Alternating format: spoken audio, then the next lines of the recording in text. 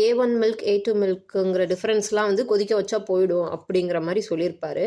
ஆப்போசிட்டில் ஒரு லேடி சொல்லுவாங்க, நாட்டு பசு தான் சிறந்தது அப்படிங்கிற மாதிரி பேசிகிட்டு இருப்பாங்க. நாட்டு பசுவோட பால் சிறந்தது, யூரின் சிறந்தது அப்படிலாம் பேசிகிட்டு இருப்பாங்க. அதுக்கு இந்த டாக்டர் வந்து இந்த மாதிரி ஒரு பதில் கொடுப்பாரு, வெட்டினரி டாக்டர்.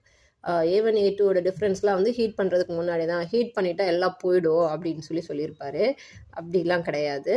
ஸோ அதை பற்றி தான் இந்த வீடியோவில் நம்ம பார்ப்போம். ஓகே, ஸோ ஃபஸ்ட்டு நம்ம என்ன பார்க்க போகிறோம் அப்படின்னா, ஸோ நான் சொல்ல விரும்பினது என்ன அப்படின்னா, A1 A2 பொறுத்த வரைக்கும் வந்து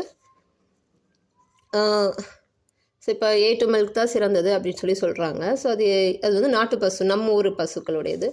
A1 பொறுத்த வரைக்கும் அது வந்து வெளிநாட்டு பசுக்களுடையது. ஓகே, ஸோ இது வந்து இந்தியன் ஆரிஜின். ஸோ இப்போ வந்து இதில் என்ன டிஃப்ரென்ஸ் மேஜராக வரும்னு பார்த்தீங்கன்னா, A1 பசுக்களுடைய பால் வந்து ஈஸியாக செரிமானம் ஆகிடும்.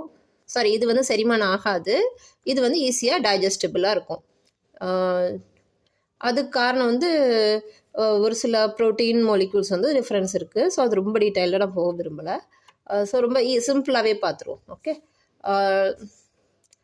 8-1ங்கிறது வெஸ்டர்ன் ஆரிஜின். ஓகே, ஸோ இப்போ வந்து இது அந்த டாக்டர் என்ன கிளைம் பண்ணியிருப்பாருன்னா, ஹீட்டிங் அப்போ வந்து இந்த ப்ராப்பர்ட்டிஸ் வேரி ஆகிடும் அப்படிங்கிற மாதிரி சொல்லியிருப்பார். ஹீட்டிங் பண்ணால் அதெல்லாம் சேஞ்ச் ஆகாது. ஓகே, எப்போ சேஞ்ச் ஆகும் அப்படின்னா, டீநேச்சுரேஷன் வந்து பாயில் பண்ணால் ஆகும்னு சொல்லுவாங்க.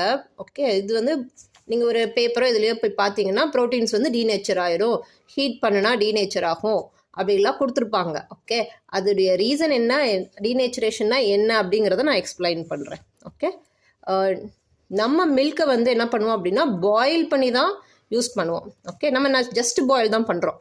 இவங்க சொல்லக்கூடிய டீநேச்சுரேஷன்லாம் எப்போ நடக்கும்னா, ரொம்ப ஹை டெம்பரேச்சரில் ஹீட் பண்ணி இப்போ பால் திரையிற அளவுக்கு பண்ணுறது தான் வந்து டீநேச்சுரேஷன். டீநேச்சுரேஷன் அப்போ வந்து பால் தெரிஞ்சு ஓரத்தில் எதர் அந்த வெசலோட ஓரத்தில் செட்டில் ஆகலாம், இல்லை அது சொல்யூஷனாகவே செட்டில் ஆகிடும்.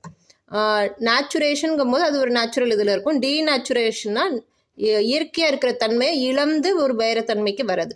யூஸ்வலாக ப்ரோட்டீன் மாலிகூல்ஸ் பார்த்திங்கன்னா டெர்ஷரி ஸ்ட்ரக்சரில் இருக்கும். லைக் நீங்கள் டிஎன்ஏலாம் பார்த்துருப்பீங்க இல்லையா, இந்த மாதிரி இருக்கும். டிஎன்ஏஸ்லாம் இருக்கும் இல்லையா, டிஎன்ஏ இந்த மாதிரிலாம் இருக்கும் இல்லையா, காயில்டாக இருக்கும். இந்த மாதிரி டபுள் ஸ்டாண்டர்டாக இருக்கும், இந்த மாதிரி சிங்கிள் ஸ்டாண்டர்டாகவும் இருக்கலாம். ஓகே, ஸோ இந்த மாதிரி ஸ்டாண்ட்ஸ் வர்றதுக்கு காரணம் என்ன பார்த்தீங்கன்னா, இதுக்கு நடுவில் ஹைட்ரோஃபோபிக் இன்ட்ராக்ஷன் இருக்கும். இப்போ ஒரு சல்ஃபர் இங்கே இருக்குன்னா இதுக்கு